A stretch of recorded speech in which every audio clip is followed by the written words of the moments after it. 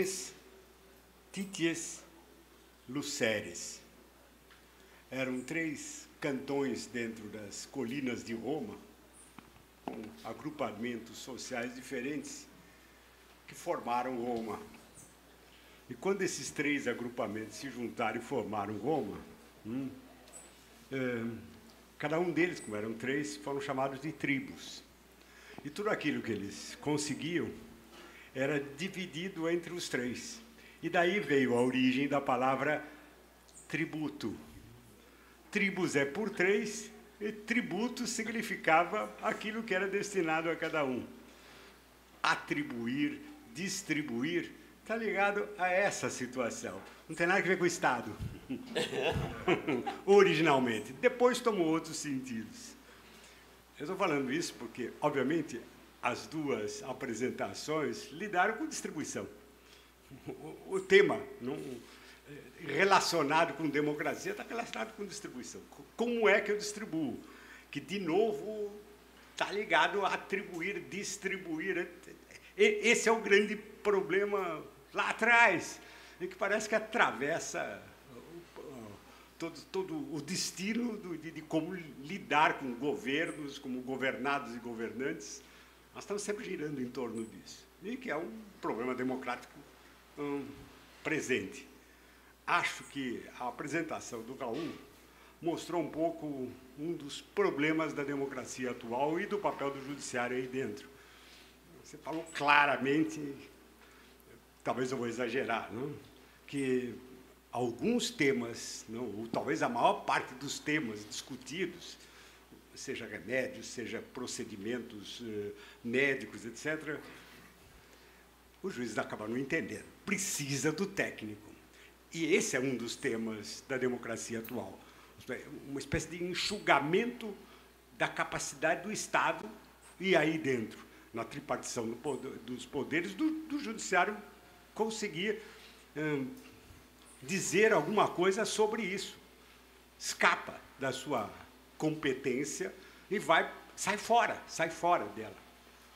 O grande drama é que o que resta para a competência do Estado, e no caso de participação do judiciário, é o tema que recorrente, dificílimo de lidar com ele, é que se chama liberdade. Né? O que é cada um pode falar, isso eu preciso disso, isso é meu, eu tenho direito. Essa palavra que praticamente condensou na era, desde o século XIX, o que a gente chama de liberdade. Eu tenho direito, eu tenho direito. Não, o que ainda se pode fazer na democracia, no velho sentido, é dizer, isso compete ao Poder Judiciário. Quem tem essa liberdade de dizer eu sim, ele não, isso é um problema do Judiciário. Agora, o drama é que, no mérito, escapa. E um pouco disso a gente vê também no drama tributário. Pelo que a gente ouviu de vocês, é um tema eminentemente econômico, para economistas, não? Que os juristas entram atrapalhando. Foi o seu recado. Ou seja, de novo, como é que eu lido com isso em termos da tripartição que caracteriza a democracia constitucional, com um tema que parece escapar. O grande risco é que, quando escapa, você tenha uma tentação enorme de, em nome dessa racionalidade que escapa a esse domínio da tripartição, vocês não entendem disso, pois eu vou fazer vocês entenderem. Esse é o grande drama. Que, em nome dessa racionalidade, você impinja qualquer coisa, e aí nós temos situações, obviamente, não democráticas em termos de governo. Esse é o risco da racionalidade como padrão, e de uma racionalidade externa. Bom, acho que isso praticamente liga as duas apresentações. Minha opinião, mas eu gostaria de ouvir os outros. Comentários? Oi, gente. Nessa questão da reforma tributária, como boa cearense, né? Tipo, O que me chamou a atenção foi como lidar com a questão das diferenças regionais. A gente sabe que a questão federativa no Brasil é muito complexa, mas como lidar com a isonomia, que realmente é uma das grandes causas para a gente que atua no Supremo, de lidar com a questão tributária, principalmente em relação a isso, essa questão dos benefícios fiscais, da guerra fiscal em si, mas como lidar com a ideia de um imposto isonômico e igualitário para todos, sem pensar na questão das desigualdades regionais que, infelizmente, ainda persistem no país.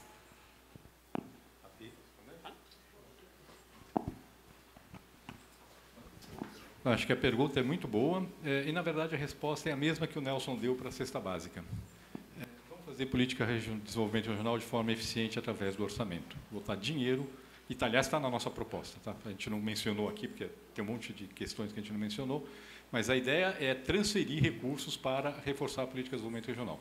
Qual o problema do modelo que a gente tem hoje? E aí, o montante que seja necessário para ter uma boa política de desenvolvimento regional. Assim, claramente. O que...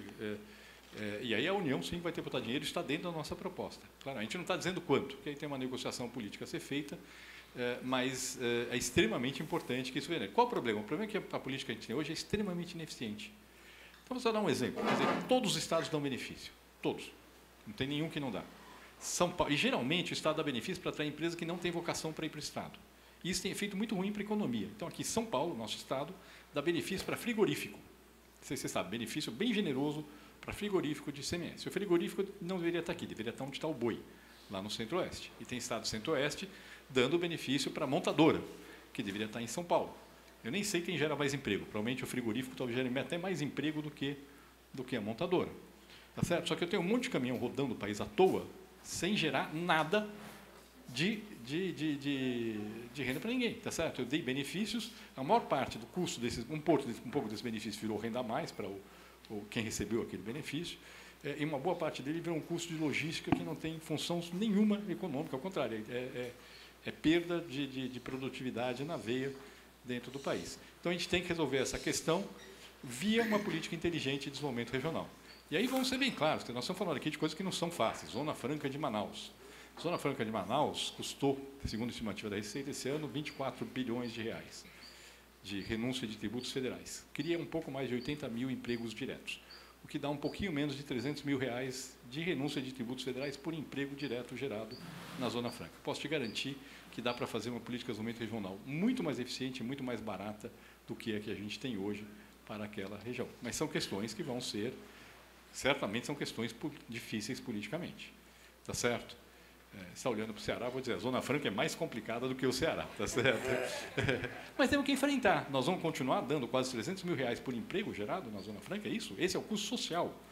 É isso que a sociedade está pagando, porque, óbvio, não estou cobrando imposto, não, mas estou cobrando mais outros impostos para poder ter o mesmo gasto que eu tenho, porque eu não estou cobrando aquele imposto. Então, obviamente, a sociedade inteira está pagando por esse benefício. Tem formas mais eficientes de fazer. E é basicamente essa a nossa ideia, mais transparentes, inclusive. Compra e prestação de serviços via internet.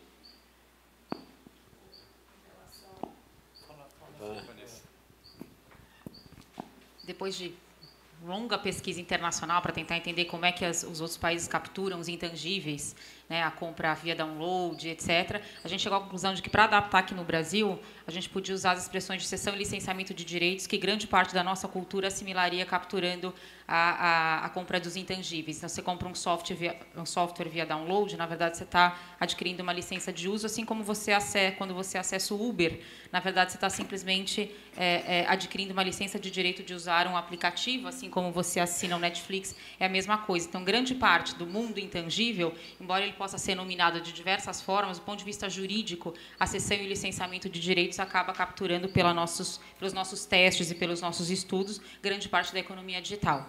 Mas a gente está sempre aberto a críticas e sugestões, caso a gente esteja, obviamente, equivocado nessa expressão. Vai ser tributado como tudo. Sim. E vai ser tributado como tudo. A questão dos serviços, com quem fica? Você quer dizer em termos de competência? Isso, questão de... É única, sei, mas, tipo... Brasil. Grande maioria dos serviços de internet estão fisicamente ou, né, por meio da internet localizados em São Paulo, independentemente de onde você compra, a localização em si está em São Paulo. Como ficam essas transações via internet em relação ao todo o país? Tipo, já que seria um imposto único a partir do consumo, a partir da questão do consumo. A ideia é que esse imposto, diferentemente do que nós temos hoje no ISS e no ICMS, onde o imposto é cobrado, onde o produto é executado, onde a produção ocorre, onde a saída se dá, a nossa proposta é que esse imposto, como ele é um imposto sobre o consumo, ele será um imposto que pertence ao destino. Ao destino. Então, qualquer comércio eletrônico que se faça, mesmo que o site esteja em São Paulo ou em Singapura, né, se a gente conseguir identificar que um cidadão lá de Quixeramobim fez a compra, aquele recurso será recolhido e a parte municipal pertencerá ao município de Quixeramobim, porque o comprador ou o consumidor está lá. A parte do Estado pertencerá ao Estado do Ceará e à parte federal da União, né? Então, é um imposto que será cobrado no destino. E, portanto, também será destinado aos entes federativos no destino. E, com isso, a gente resolve o problema da guerra fiscal. A gente acaba com a guerra fiscal, mas não resolvemos o problema do desenvolvimento que você colocou. Mas é esse o aproveitamento. Observa, Nelson, tradicionalmente, ou seja, historicamente, a partir, digamos, dos desenvolvimentos do Sul, o Sul sempre tributou a poupança consumida do Norte e do Nordeste. Porque o centro de produção era São Paulo, Rio de Janeiro, né? E aí o que acontecia? Você mandava o produto para o Norte e o imposto era na origem, ou seja, eu estava tributando o consumo. E houve uma enorme transferência de renda do Norte e Nordeste para o Sul via esse modelo tributário. E observem, eu falava sobre a dificuldade em relação ao conceito de mercadoria. Eu me lembro que no Supremo, quando nós estávamos lá, o Estado de Mato Grosso, uma coisa assim, colocou a tributação sobre o download. E aí um colega me disse assim, mas isso não é mercadoria? Porque a mercadoria é física. Aí eu disse, mas espera um pouquinho. É diferente eu comprar na livraria o pacote, aquele chatíssimo enorme, onde vinha o software, ou eu baixar. Qual é a diferença? Porque eu vou pegar aquilo ali, vou colocar no meu computador, ou baixar através do CD que vem junto, e depois boto fora aquele negócio. É a mesma coisa. Ou seja, esse tipo de disputa era terrível, porque você tinha exatamente, digamos, o mecanismo da linguagem para evitar determinadas situações. Eu agora, recentemente, que eu estou trabalhando num banco, em compliance, teve um problema curioso. Surgiu um problema lá X, e eu chamei o sujeito para conversar conosco, em relação à atitude de outro. Sabe qual foi a linguagem que ele usou? Porque você sabe que o compliance cuida com moralidade, etc. Não, mas o senhor não se preocupa. Ele tem uma moralidade... fazia assim com um jeito, dizia assim, depois dizia assim, é uma moralidade desavisada.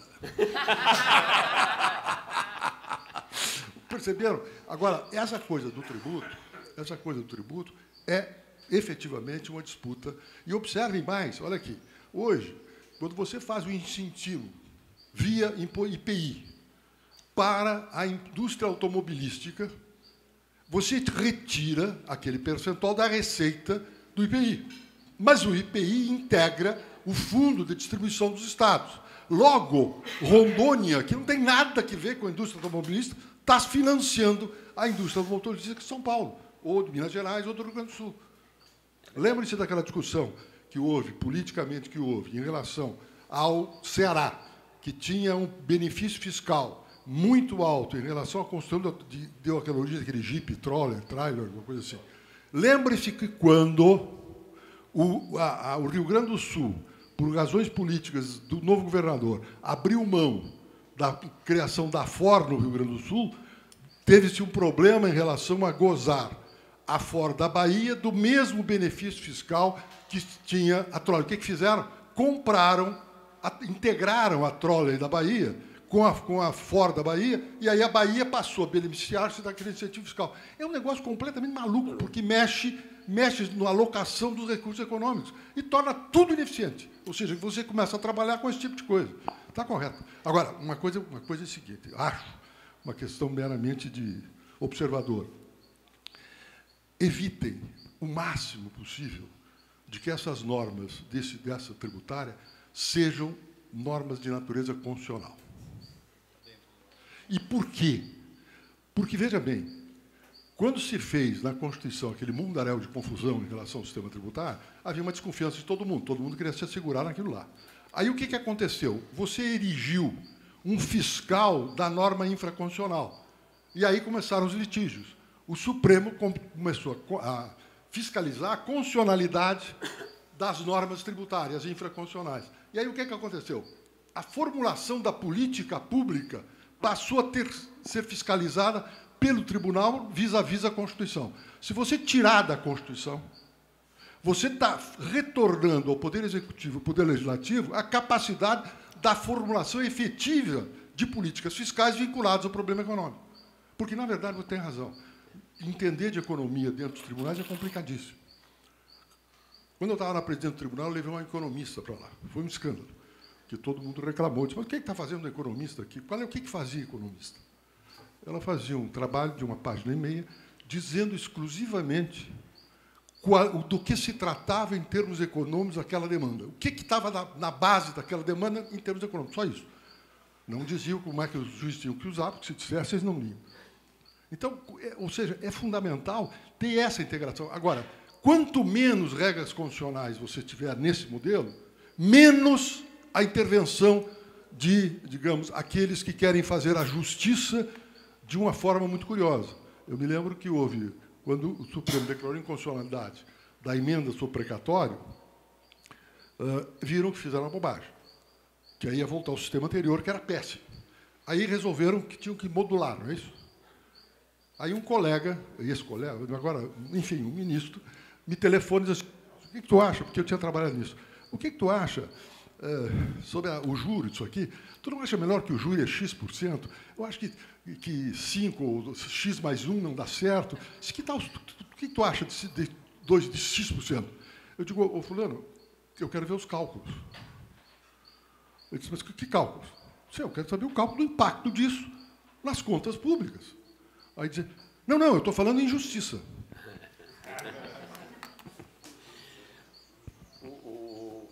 O Raul queria falar. Bom, gostei muito, aprendi muito.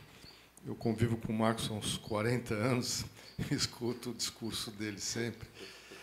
E acho que a simplificação ajuda, inclusive, o cidadão comum a se planejar na vida, que acho que é uma coisa bastante importante.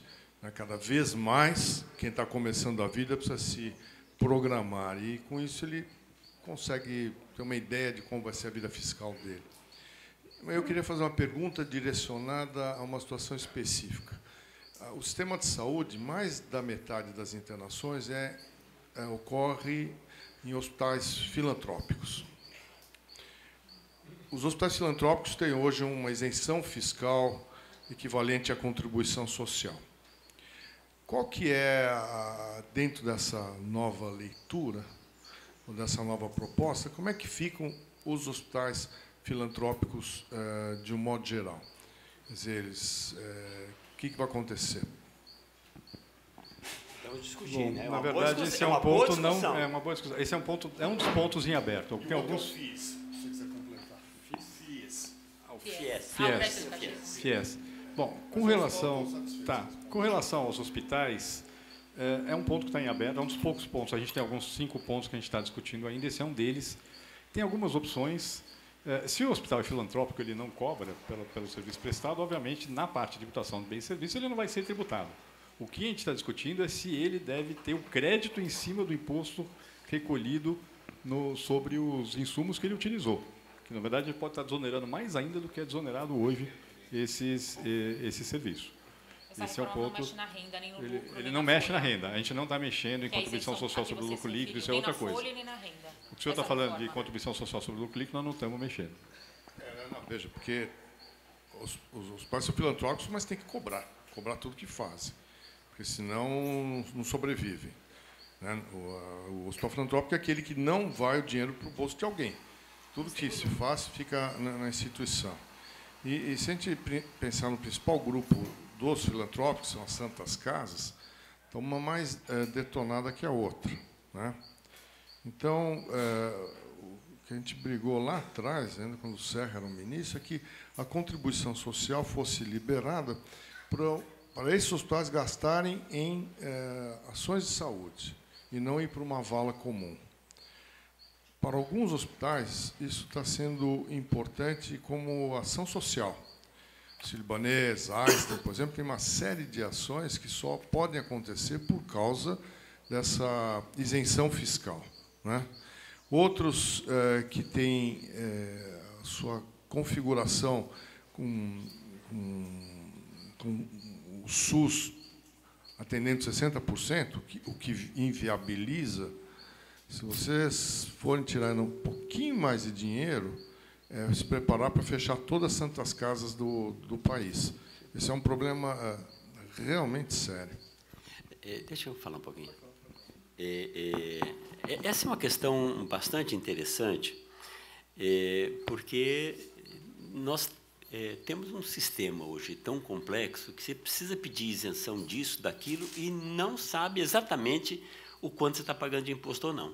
Então, se um hospital filantrópico estiver isento, não paga, não sei o quê, mas quando ele compra... Qual que é o retorno que ele dá também? Isso, mas a discussão é, quando ele compra insumos, pode vir imposto embutido nisso, e seguramente tem imposto embutido. Então, aqui eu só queria fazer a seguinte distinção. Nós temos um imposto que é sobre o consumo, que é esse que nós estamos discutindo, o IBS, que vai substituir o PIS/COFINS, o ISS, o ICMS. Que perde nesse? Qual o Estado que perde e qual o Estado que perde? Em termos... eu respondo, ele, do ponto de vista da distribuição para o Estado, ele é neutro, dada a proposta... Distribuição, mas é a realidade.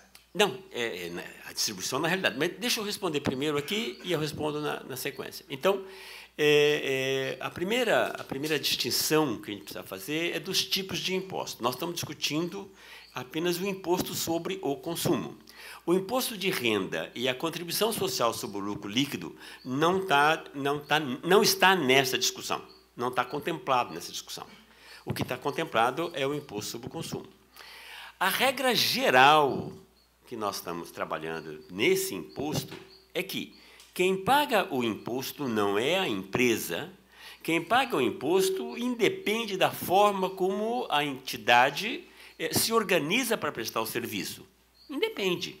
Então, se você tem, pela lógica, claro que são parte dos pontos que ainda estão em aberto, tem vários pontos em aberto, mas, pela lógica da regra geral do tributo, se o hospital filantrópico prestou um serviço e cobrou R$200, ele deveria pagar a alíquota do consumidor final de sobre R$200, se for 20%, vai pagar lá os R$40, se for 25%, vai pagar 50%. Teria que pagar. Por quê? Porque esse imposto estaria sendo cobrado do paciente. Se você cobrou 200, vai cobrar 250. E como esse imposto trabalha no sistema de débito e crédito, todos os impostos ao longo da cadeia darão crédito.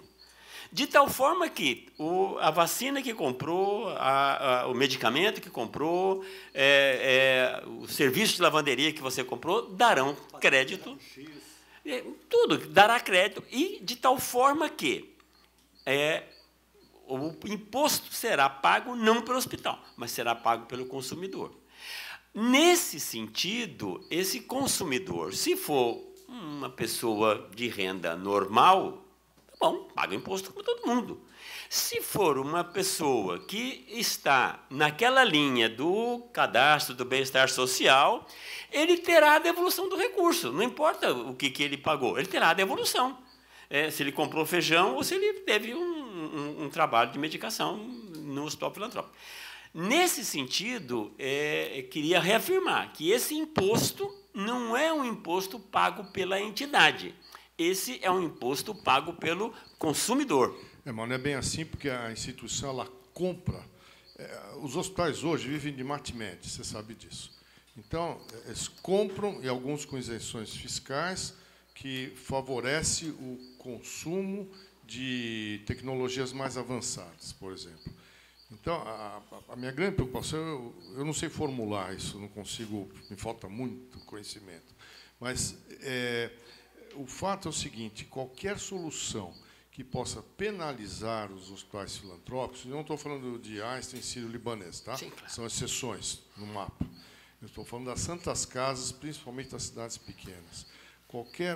Eu acho que vocês deviam pensar nisso de uma forma, talvez à parte. Como é que se faz para que essas instituições não sejam penalizadas no novo modelo? Faz sentido o que você fala, Raul. Nós precisamos compatibilizar a regra geral com algumas exceções. Por exemplo, nós estamos trabalhando com a ideia de que pequenos negócios não façam parte do clube do IBS. Então, ele não faz parte. Significa que ele está isento. Então, agricultura familiar, que é um assunto sobre o qual a gente já se debateu, já se debruçou. Não, então não vamos cobrar, está isento. Até porque, se for cobrar o imposto dele, nós vamos ter que devolver o crédito do herbicida que ele comprou, do adubo que ele comprou, do óleo diesel que o tratorzinho dele consumiu. Eu vou ter que devolver isso para ele. Ele vai ter que pagar e eu vou ter que devolver. Então, para simplificar os negócios, nós estamos trabalhando com a ideia de que pequenos negócios estão fora do clube do IVA, portanto, não pagariam. Talvez Santas Casas pudesse entrar em algo desse tipo, mas é preciso pensar bastante. Por quê? Porque... Não, e até exigir uma contrapartida, viu? Um dos problemas dos hospitais, desculpa te interromper, um dos problemas dos hospitais é que eles são muito mal administrados. Então, se você não exigir algumas atitudes internas, jogar também dinheiro saindo pelo ladrão. Mas da própria lógica do imposto, se a gente não tomar cuidado, ao invés de estar fazendo um benefício para a Santa Casa, nós vamos estar fazendo uma maldade. Aquilo que o Jobim me acusa, e não é verdade. A ideia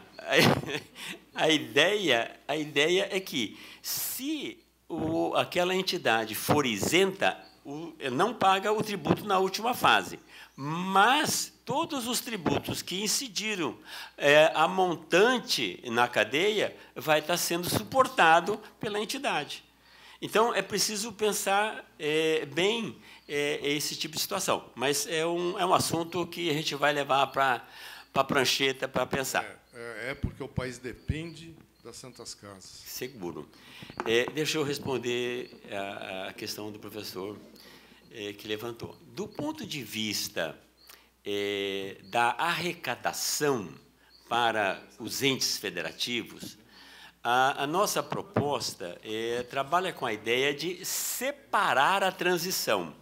Nós vamos fazer uma transição. Nós temos hoje uma situação onde os impostos são distribuídos em função da produção, dos incentivos, essa confusão toda que está aí. Na medida em que a transição, esse imposto for aprovado e a transição começar a rodar, nós vamos ter um tempo de transição de 8, 10 anos, para que os impostos, esse imposto novo vá crescendo em termos de alíquota, os velhos vão reduzindo em termos de alíquota, até que, ao final de 8 anos, desaparecem os impostos velhos, temos só o imposto novo. Isso do ponto de vista da...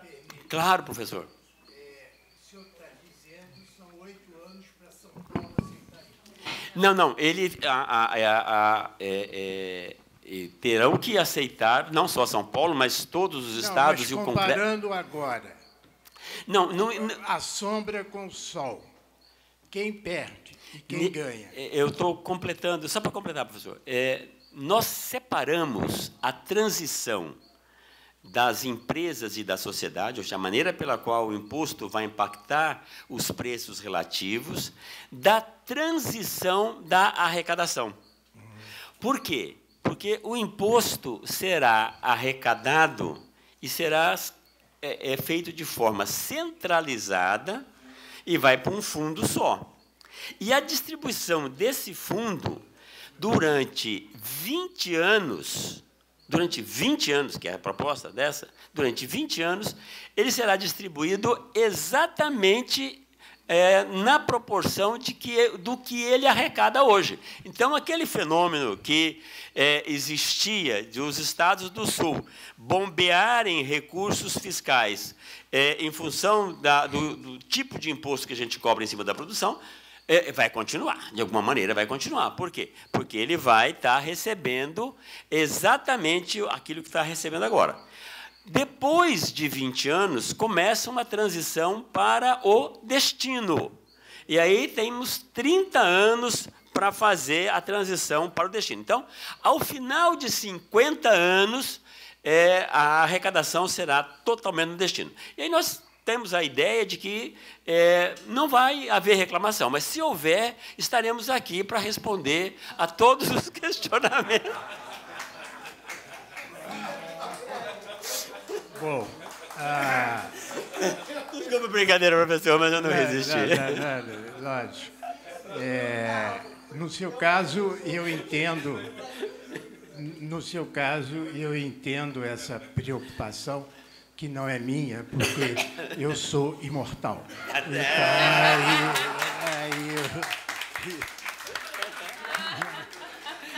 eu e o Celso. Mas repare, eu tô aqui extremamente preocupado. Muito. Porque e a minha observação é mais sobre o processo e a estratégia de formular essa proposta. Porque, por exemplo, foi mencionado aí que, quer dizer, ninguém vai defender a justiça aqui, ninguém vai defender o judiciário aqui, ninguém vai defender os advogados aqui, porque aqui foi um ataque dos economistas, compreendeu? Colocando a culpa de tudo no judiciário e nos advogados e tudo, e de uma forma que eu já ouvi falar. Quando disser eu preciso de ter técnicos que me informem a decisão, o que eu farei é chamar outro economista, porque não haverá mais um técnico só. Cada um vai pensar de uma forma diferente, como os economistas pensam. E colocam isso como um problema dos advogados, de não saberem o que A é A e que A é B. De modo seguinte, nós já ouvimos essa história da técnica. E o vimos na Revolução de 64. O vimos como? O vimos quando o doutor Roberto Campos dizia que substituiria a legitimidade democrática pela eficácia técnica do projeto econômico. Certo ou errado? Hein? Foi isso. Foi isso. Então, transpor para a técnica a incerteza que não se consegue no jurídico é apenas um artifício. Primeiro ponto. Segundo ponto. Eu, ultimamente, todo mundo, André Lara, Pércio, Paulo Guedes, etc., tem uma estratégia que resolve tudo, que é a desconstitucionalização dos problemas. Então, agora, todo mundo quer desconstitucionalizar o problema. Por quê? Porque, como não vai se ter reforma da Constituição, então a estratégia de cada proposta é desconstitucional. Eu não estou entrando no mérito de se é bom ou se é ruim. Eu estou fazendo uma análise das opções aqui feitas. Então, qualquer área da economia, hoje, a estratégia, e de pessoas que estavam em lados opostos, como André e Pércio e Paulo. É o seguinte, desconstitucionalizar. Desconstitucionalizar é um ato apenas de tornar a decisão política mais fácil para o grupo que tiver no poder. Somente isso. Porque é mais difícil você fazer isso. Então, e eu já ouvi também essa estratégia de temos que escrever bem a lei. Temos que escrever bem a lei. Foi quem disse que isso, Nelson? Temos que escrever bem a lei, porque senão acaba com o meu Código Civil. Napoleão disse a mesma coisa. Napoleão disse a mesma coisa. Eu tenho que escrever bem a lei para que não tenha intérprete. Eu proporia que os economistas assumissem a responsabilidade pelo que tem nesse país. Não é somente uma defesa apaixonada dos advogados, mesmo porque, repare o caos que vocês trouxeram. Tá certo? Repare o caos. O que vai acontecer com os advogados se a lei tiver a clareza que vocês estão propondo?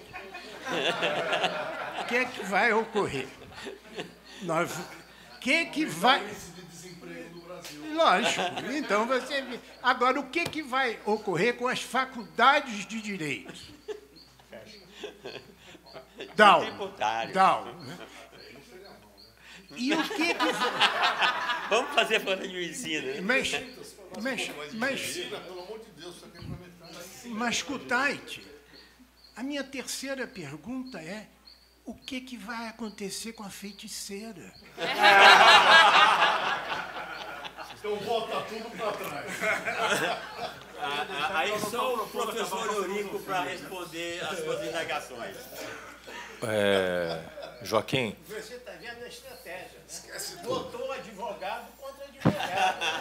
Isso aí fora, isso faz parte. Joaquim, o professor Alcides Jorge Costa, que foi titular da USP, colega do professor Tércio, dizia que nós tínhamos que erguer, em frente à OAB, uma estátua em homenagem ao economista anônimo.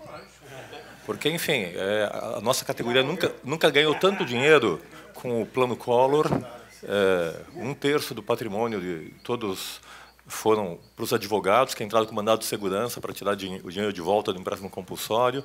Enfim, nós tributaristas estamos enriquecendo há muito tempo. Quem mesmo que fez o Plano Collor? Economistas, sempre. Então, nós temos que erguer uma grande estátua em frente ao OAB, em homenagem aos economistas. Por isso, essa reforma está sendo escrita pela primeira vez por juristas, mas ouvindo os economistas. Eu acho que a grande diferença é essa. O que nós temos hoje em dia é uma legalidade fragmentada, é uma mesma base de imposto dividido em 5.760 legalidades, cada município tem a sua legalidade, tem o seu lobby, cada estado tem a sua legalidade, cada ICMS de cada estado são cerca de 7.000 páginas, hipercomplexo, cheio de portarias, o imposto, o PIS/COFINS tem mais 10.000 páginas, ou seja, houve uma profusão de produção de legalidade e que, na verdade, todos os tributaristas e advogados são rent-seekings, vivem dessa complexidade e estão viciados nessa complexidade. Então, acho que foi a primeira vez, eu, a Van, e a gente está trabalhando com um grupo de juristas, que a gente está trabalhando para simplificar a legalidade. Então, e entendendo os objetivos econômicos, traduzindo isso para o direito e criando um novo paradigma de legalidade. Então, é engraçado porque é uma recriação da função do direito. Eu fui formado para interpretar as leis. E sempre disseram, não é seu papel fazer leis. O papel de fazer leis é dos economistas. A gente está se reempoderando nessa função do jurista estar ocupando esse espaço. Daí foi até curioso, na nossa formulação, a gente primeiro identificou quais são os princípios que a gente quer seguir para estar conseguindo desenhar toda a legislação, e, Joaquim, é difícil, porque todo o contencioso que foi se formando tem uma brincadeira do Leonardo Boff entre o simbólico e o diabólico. O simbólico aproxima o sentido, o diabólico separa o sentido. Todo o contencioso que se formou no decorrer desses anos foi separando o sentido, isso é locação, isso é bem, isso aqui incide, isso aqui é renda, não é renda. Então, eu tenho uma base... eu tenho doutrinas e mais doutrinas fragmentando todos os sentidos, e a dificuldade minha e da Vanessa é colocar tudo isso, juntando todos esses sentidos, toda essa multiplicidade, esse caleidoscópio jurídico que foi formado, numa nova reconstrução de sentido, enxugando a Constituição e colocando uma lei só que consiga abarcar todas essas formulações. E é um grande desafio. Então, eu acho que é uma revigoração, é uma releitura da função do jurista, fazendo a lei, e não simplesmente interpretando uma lei que está aí há 50 anos, fragmentada, em função de múltiplos interesses políticos, econômicos e dos juristas. O nosso principal veto player é a OAB. O pessoal da OAB falou, a gente é contra, a gente vai perder trabalho aí, e é difícil convencer os tributaristas que é bom fazer uma reforma tributária também, que vai simplificar o sistema. A gente vai perder, efetivamente, o mercado de trabalho. E vamos fazer coisas mais interessantes e mais relevantes, espero. Você quase que me convenceu. Já estou satisfeito com o quase. Espera aí, você não sabe qual é o resultado do quase? O quase é que eu vou entrar com recurso junto ao Toffoli para ver se ele fica do meu lado.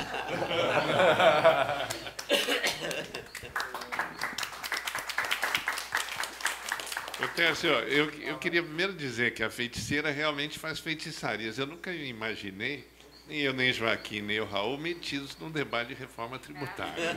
Isso eu nunca imaginei. Mas o que eu queria dizer é o seguinte, é que eu sinto essa oposição. Ou seja, eu participei de um grupo de trabalho no Instituto dos Advogados em São Paulo, que está fazendo, acho que vai sair até um livro agora, sobre o que fazer hoje com a Constituição. E o pessoal do tributário, eles dizem que vocês são um bando de alucinados, que querem acabar com o direito tributário brasileiro, porque não tem cabimento uma reforma que vai durar 50 anos, que vai destruir a estrutura existente, que vai gerar uma coisa que ninguém sabe o que vai dar, e que vai, eventualmente, paralisar a arrecadação no momento que o Brasil precisa dos tributos. E, então, eu sinto aí que vem uma investida muito forte contra o projeto. Ao mesmo tempo, esses tributaristas reconhecem que o sistema é irracional, o sistema é confuso, e o que eles propõem é ir simplificando, uma reforma e não uma revolução. Então, eu acho que tem uma questão de ideologia tributária e de ideologia reformista ou revolucionária que eu gostaria de entender um pouco melhor, porque eu também saí daqui seduzido com as ideias de vocês, mas eu vi que ela provoca um certo horror em pessoas que são, independente de ganhar honorário, não ganhar honorário, em relação à eficiência e ao funcionamento do sistema. Claro, doutora B, você... Acho que a gente precisa ir avançando. Uma proposta só. Quando nós estudamos direito, não havia direito tributário, você lembra? Havia uma outra coisa que chamava ciência das finanças. Proponho que a gente volte para essa forma de estudar direito. Posso responder rapidamente? Bom, Eduardo, só para responder sua pergunta, duas questões. Uma primeira questão é o que nós estamos propondo é um sistema super simples que já existe, está absolutamente estabelecido na literatura mundial. Nem todo país do mundo tem um bom IVA, todo mundo sabe o que é um bom IVA. O que nós estamos propondo é isso. E tem países que têm bons IVAs. O que a gente está propondo é algo que está absolutamente estabelecido e que funciona no resto do mundo. Funciona bem na África do Sul, por que não vai funcionar no Brasil? Tá certo? Basicamente isso. Na Índia, a Índia tinha um sistema tão ruim quanto o nosso, acabou de fazer uma reforma. A proposta, o modelo deles não é tão bom quanto o nosso, mas é bem melhor do que eles tinham. Modestas falas. Mas é muito melhor do que eles tinham. O efeito foi aumentar em 2 pontos percentuais o ritmo de crescimento do PIB potencial nos primeiros anos. Está dando uns problemas com as pequenas empresas, mas, fora isso, é um bom modelo. Então, o que a gente está propondo não é nada de... A gente não estamos inventando a roda. Estamos propondo... O ponto de chegada é padrão mundial. Não tem nada de diferente. Onde nós temos diferença? E aí não tem 50 anos. Quer dizer, o sistema tributário muda em 10 anos. E por que 10 anos? Porque tem muito investimento feito em cima do sistema tributário atual. Então, se você fizer uma mudança muito rápida, vai ter empresa quebrando. De fato, o nosso sistema tributário hoje sustenta empresas ineficientes. Essas empresas vão quebrar e vai entrar uma empresa eficiente no lugar dela. É isso que vai acontecer. E aí, tem gente que fez investimento, estamos deixando ele recuperar o investimento que ele fez, e o próximo investimento ele já faz com base no novo sistema tributário. Esse é o motivo da gente dar esse prazo. Os 50 anos não tem nada a ver com a mudança do sistema tributário. Para os advogados, efeito nenhum. 50 anos é o prazo de mudança na distribuição da receita entre estados e municípios. Simplesmente para que eles ajustem as finanças públicas num prazo de perder de vista, para não vir reclamar que está perdendo dinheiro. Assim, e respondendo a sua pergunta, professor, dos 27 estados da federação, 20 ganham receita, 7 perdem. São Paulo perde. São Paulo perde. E todos os estados... São Paulo, em termos absolutos, é o que mais perde. Pernambuco ganha. Todos os estados mais pobres do país ganham. Todos os estados mais pobres do país ganham. Vão ganhar em 50 anos. Então... Não vai ganhar agora. Mas é isso. Pela ordem. Jobim, está cadendo. Só uma observação, o Nelson. Api, a impressão que me dá é que vocês estão fazendo uma inflexão importante. E a inflexão está em que a tradição brasileira, tributária, e aí eu me lembro do velho professor aqui de São Paulo, doutor... Bem, em que mostrava... Geraldo? Não. Geraldo fazia... Estou falando de mexer com isso aí. A grande sustentação desse professor era de que a opção brasileira foi distinta da opção americana, porque, como o Brasil era uma terra de proprietários, se resolveu não tributar a propriedade e se tributar a produção. Ao passo que a opção americana foi tributar a propriedade e reduzir tributos da produção para estímulo do movimento. E esse modelo de vocês começa a fazer a inflexão no sentido de começar o problema de reduzir a tributação sobre a produção, transferindo para o consumo, e com isso rege o consumo pela forma tributária, e você ainda mantém a possibilidade de uma tributação claramente na propriedade.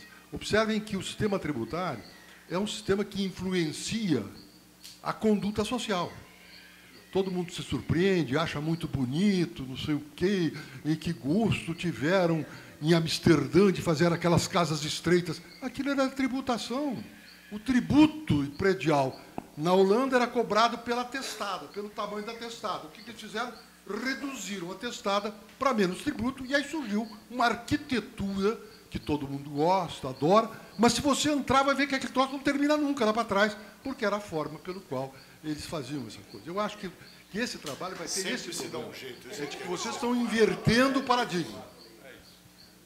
Deixa eu só fazer um comentário, rapidinho. Nelson, você pegou a nossa proposta, o eixo da nossa proposta. Na verdade, a gente está acabando com a tributação empresarial sobre a produção, está tirando as empresas e o lobby empresarial desse discurso, porque quem paga efetivamente imposto sobre o consumo é o consumidor. Então, a gente está limpando completamente. Então, ação filantrópica, toma crédito, se acumular crédito, devolve. Ou seja, todas as empresas que estão no meio, na verdade, pagam 0 de imposto. Quem vai pagar imposto, efetivamente, é o consumidor, que vai discutir nas eleições. Então, na verdade, é um modelo para constituir cidadania fiscal e acabar com esse lobby empresarial atrás de incentivos fiscais. Então, ele limpa completamente todo o eixo de produção, não tributa mais a produção, o transporte, ele vai tributar o cidadão no destino, que vai discutir a qual carga tributária ele quer pagar, e vai discutir serviço público, e, a partir daí, eu consigo reequacionar totalmente as forças e instituir o que a gente chama de cidadania fiscal. Bom, acho que a gente... Não, pergunta se a gente pode passar agora para... Para Ricardo II. Vamos. Uma pergunta, cara. Como é que é o sistema... Para daqui.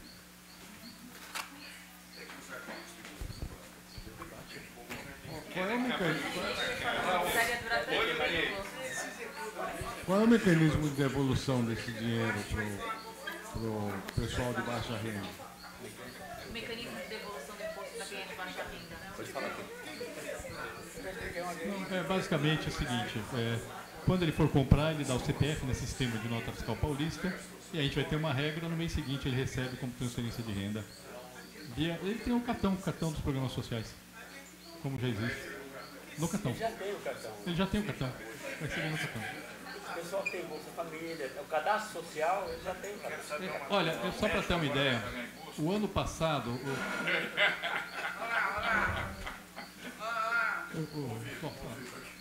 O Ministério da Fazenda fez uma conta comparando R$1 bilhão aplicado no Bolsa Família e R$1 bilhão aplicado na desoneração da cesta básica do PIS/COFINS e o efeito que isso tem sobre o índice de Gini, que mede a desigualdade. Dinheiro aplicado no Bolsa Família reduz a desigualdade 12 vezes mais do que o dinheiro aplicado na desoneração da cesta básica. Só isso, 12 vezes mais. É isso que nós estamos propondo. Pergunto se ainda há algum comentário. Estamos abertos. Estou fechando. Aplausos. Aplausos. Muito obrigado. E votos de sucesso. Votos de sucesso.